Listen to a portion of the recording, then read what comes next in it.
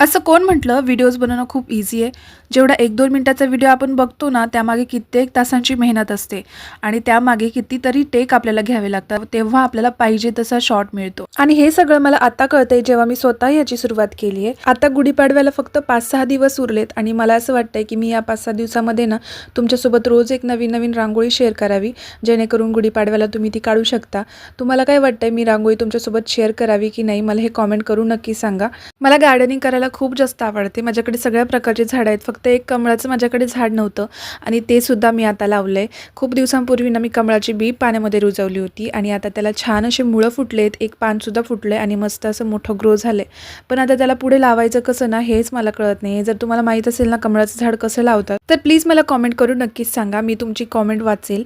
त्यानंतर मग मस्त असं दुपारी ज्यूस बनवला होता कलिंगडचा, कारण अनिशाला ज्यूस प्यायचा होता आणि तो एवढा टेस्टी झाला होता ना, अनिशाने पूर्ण संपवून टाकला आणि मी नवीन ज्युसर घेतलंय आणि त्यातच मी पहिल्यांदा हा ज्यूस बनवलाय.